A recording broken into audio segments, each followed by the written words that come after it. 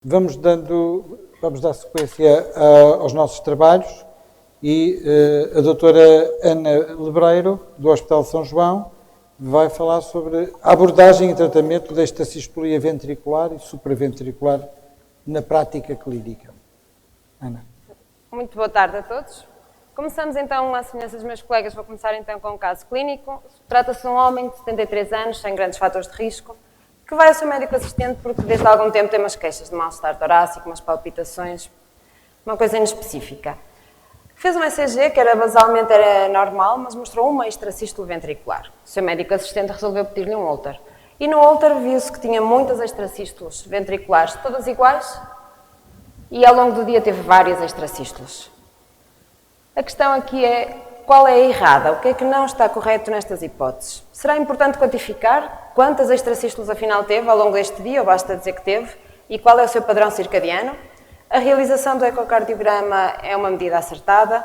A prova de esforço é relevante nestes doentes para avaliar a resposta das extracístoles ao esforço e a isquemia, e as extracístoles ventriculares são raras em indivíduos sem qualquer patologia cardiovascular.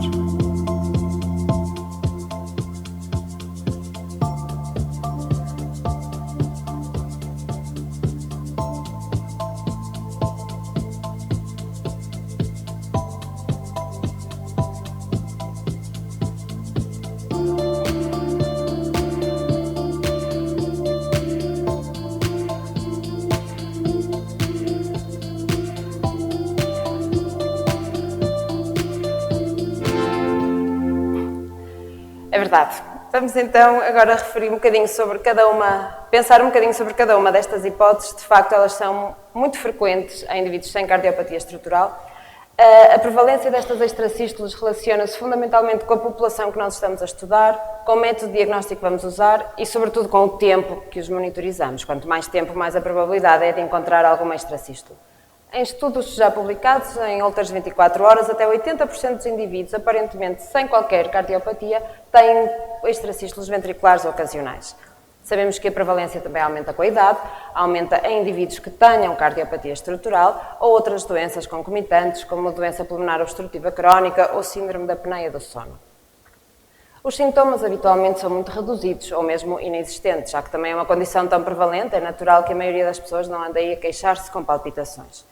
E quem tem palpitações, geralmente tem-nas, não por sentirem a extracístole em si, mas mais pela hipercontractilidade do batimento pós-extrasistólico. Há outros doentes que dizem que sentem o coração a falhar, como se sentem uma pausa ali no coração, é a pausa extrasistólica. E então como é que vamos avaliar estes nossos doentes? Fundamental é o eletrocardiograma. O eletrocardiograma é fundamental não só para identificar as extracístoles, ver se até aparecem muitas num eletrocardiograma isolado, peço desculpa que a imagem vê-se muito mal, mas ver se são monomórficas estas extracístoles que aparecem que eram todas iguais, se por outro lado elas são polimórficas, se são mais complexas, se há pares, tripletos, que já nos aponta para alguma complexidade também eventual de uma cardiopatia de base. E depois, fundamental, e que não nos podemos mesmo esquecer, é ver também o eletrocardiograma de base, não só as extracístoles. Há alguma alteração no eletrocardiograma que nos faça suspeitar de uma cardiopatia estrutural?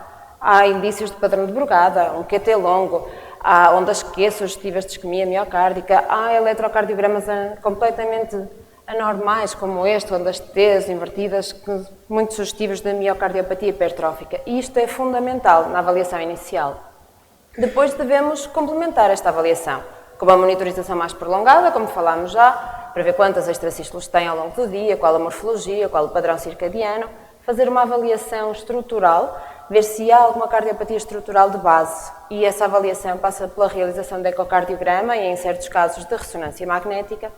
A avaliação do comportamento das extracístoles ao esforço é também uma parte importante do diagnóstico e da avaliação destes doentes, já que as extracístoles que desaparecem com o esforço tendem a ter um comportamento mais benigno. Depois, identificar e corrigir causas potencialmente reversíveis. Mas a principal mensagem é que se o indivíduo tem extracístoles ventriculares, a nossa principal preocupação deve ser saber se ele tem ou não uma cardiopatia estrutural de base. Essa deve ser a nossa principal preocupação naquele momento, porque isto vai definir o tratamento.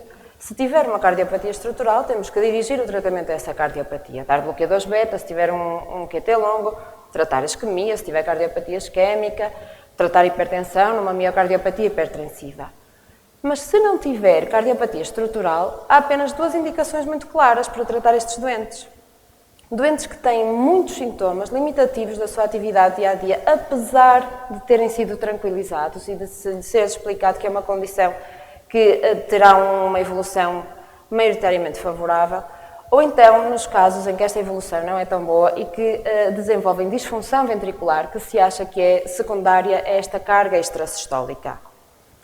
E esta miocardiopatia não é exatamente uma taquicardiomiopatía. Os mecanismos de desenvolvimento desta disfunção não estão bem identificados. É certo que ela é mais frequente se houver muitas extrasístoles, mas não há um cutoff definido sobre quem vai ter e quem não vai ter extrasístoles. Miocardiopatia, desculpem. Pensa-se que acima dos 20% de extrasístoles ventriculares ao longo de umas 24 horas, a probabilidade de vir a desenvolver miocardiopatia é já bastante significativa. Mas a maior parte destes doentes não vão ter disfunção ventricular. Por outro lado, há casos em que com 8, 10% de extrasístoles até já têm disfunção ventricular. Há aqui, portanto, outros fatores que nós desconhecemos e que, embora significativo, a frequência do número de extrasístoles não é o único fator que vai explicar o aparecimento da miocardiopatia. Indivíduos assintomáticos que têm extrasístoles durante anos e anos e anos acabam às vezes por desenvolver esta miocardiopatia. Portanto, pensa-se que a duração desta extracistolia poderá ser um dos fatores que contribui para a disfunção ventricular. O tratamento destes indivíduos passa em primeira linha pela tranquilização, como vos falei há pouco. Primeiro, há que tranquilizar o doente e não sobremedicar. Quando é realmente necessário tratar, os bloqueadores beta e os antagonistas do cálcio são a primeira linha de tratamento, fundamentalmente pelo seu perfil de segurança. A sua eficácia é muito variável. Eles não diminuem grandemente o número de extracístoles ventriculares, diminuem fundamentalmente os sintomas, sobretudo devido àquela hipercontractilidade pós-extrasistólica, e são bastante seguros. Depois, se é necessário antiarrítmicos, temos a flecainida, a propafenona, sabemos que são eficazes. Se houver cardiopatia estrutural, teremos que nos socorrer da amiodarona, sotalol, mas isto já são casos em que é preciso ponderar muito bem riscos e benefícios. E, portanto, aqui já é necessário provavelmente uma referenciação e um trabalho mais pensado com estes doentes. A ablação também é muito eficaz, mas sobretudo se forem extracístoles monomórficas, um foco isolado, porque senão é difícil conseguir ablacionar diferentes focos no mesmo doente. Portanto, o prognóstico, mais uma vez reforço que acho que é a mensagem mais importante, o prognóstico depende fundamentalmente da presença ou não de uma cardiopatia estrutural de base. Nos doentes que não têm cardiopatia estrutural, a grande maioria destes doentes têm um prognóstico benigno. É verdade que há alguns dados contraditórios. É verdade que doentes que têm muitas extracístoles, mais de 20% de extracístoles, poderão merecer um follow-up clínico e imagológico mais apertado. Há um documento de consenso da ERA, que vos vou mostrar ainda no final deste ano já, sobre a orientação de doentes com arritmias assintomáticas, que nos dizem que estes doentes devem fazer ecocardiogramas anuais para ver que não haja disfunção ventricular e, à mínima dúvida, de facto, referenciá-los. Todos os que têm sintomas muito limitativos ou disfunção ventricular, sim, devem ser tratados. Todos os outros que não têm disfunção ventricular, que têm extracístoles com comportamentos benignos, devem, como desaparecimento na prova de esforço, devem ser fundamentalmente tranquilizados.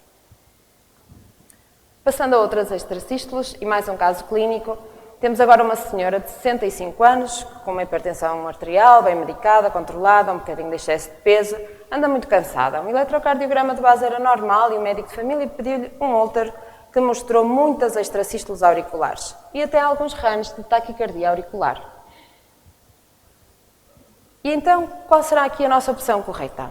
As extracístoles auriculares são assintomáticas na maioria dos casos, não é aconselhada a realização de ecocardiograma, a presença de extracístoles supraventriculares frequentes não é um marcador de risco para o desenvolvimento de fibrilação auricular e o tratamento com antiarrítmicos deve ser prontamente instituído.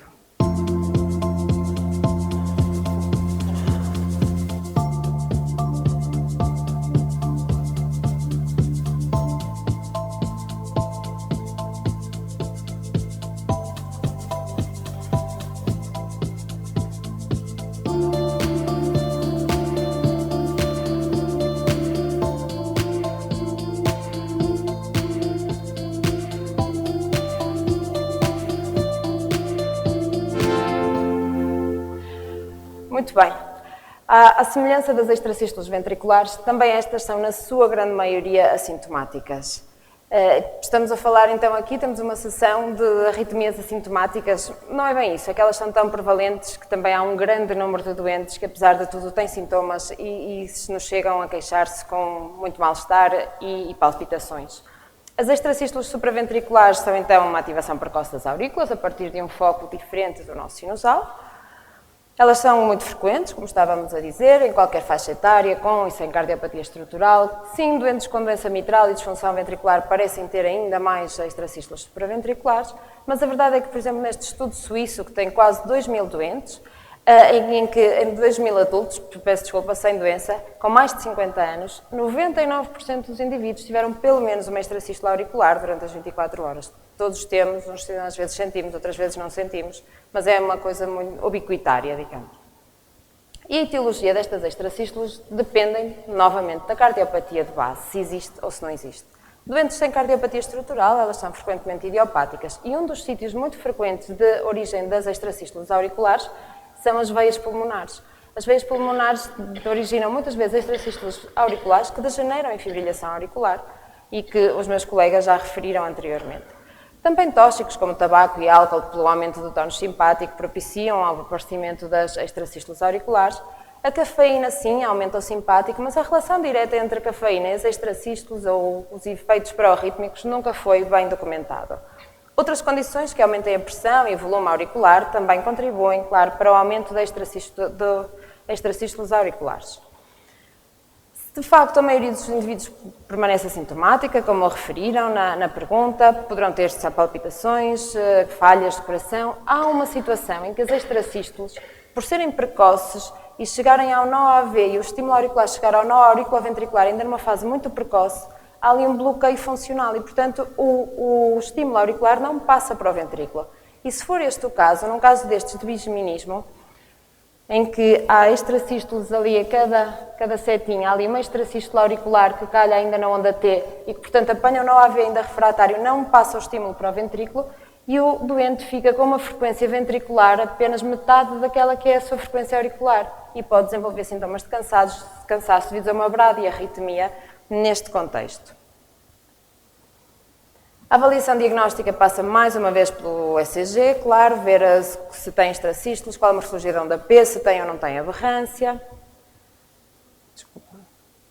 Pelo um Holter de 24 horas, novamente quantificação das extracistolias, determinação de morfologias e comportamento da resposta ventricular, ecocardiograma numa avaliação estrutural, nomeadamente na determinação do volume auricular, avaliar se há algum problema valvular.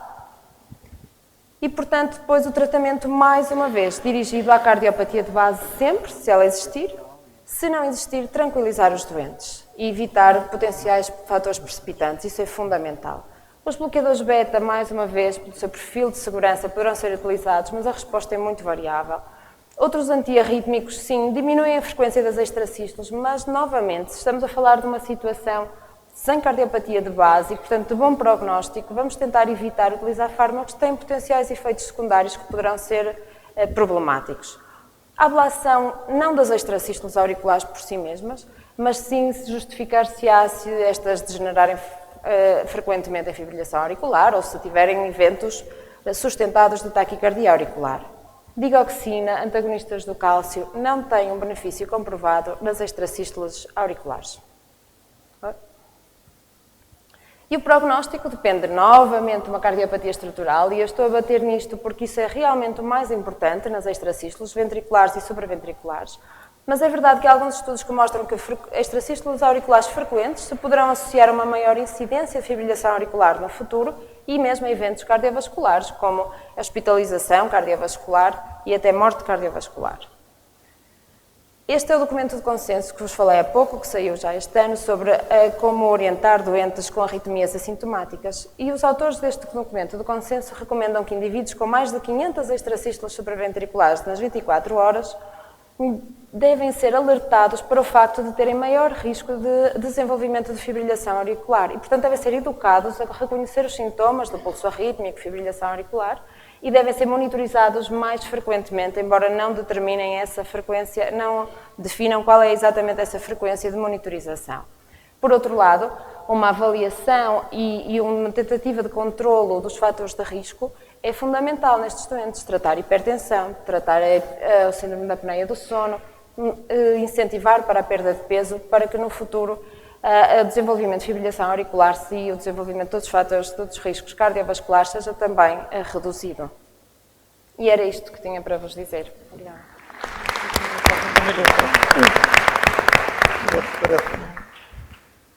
Muito obrigado.